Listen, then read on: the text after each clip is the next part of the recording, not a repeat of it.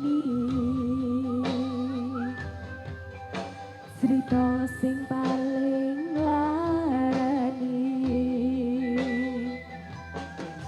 nalika bapak lunga ninggalke keluarga nelongso nanging kudu tak terima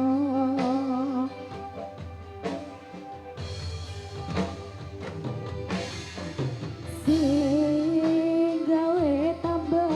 lara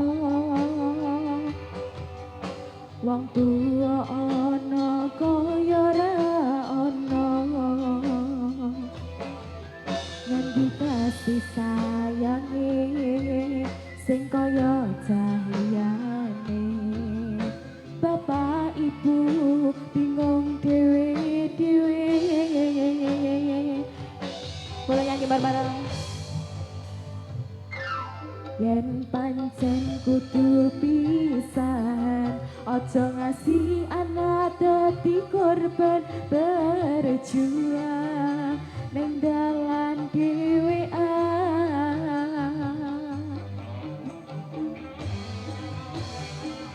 ora ana sing jalo dilairke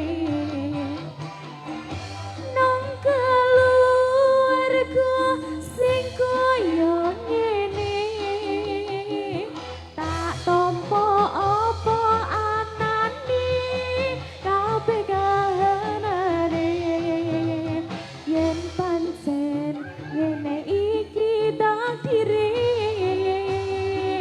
kudu iso kuat balungane mergo ora disonggong tuane kudu iso ngadeg dhewe ra ono cekelane ngene man anak sing rusak omahe nyumanggala asing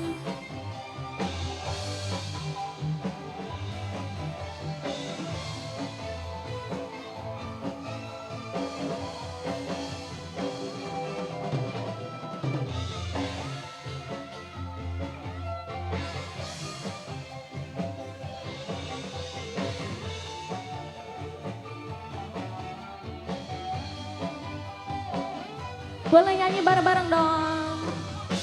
ayo mas yen pancen kudu pisahan aja ngasih anak dadi korban berjuang ning dalan dhewean ayo mas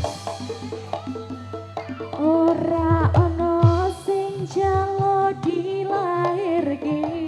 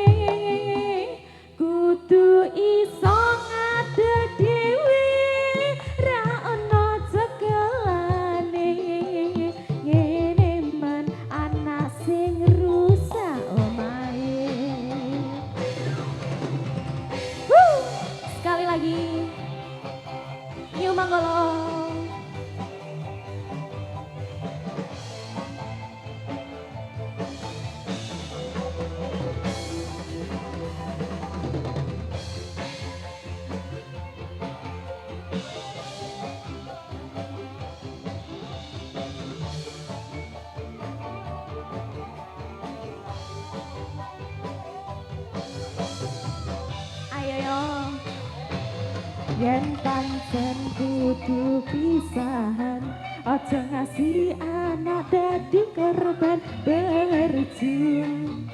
ning dalan dhewean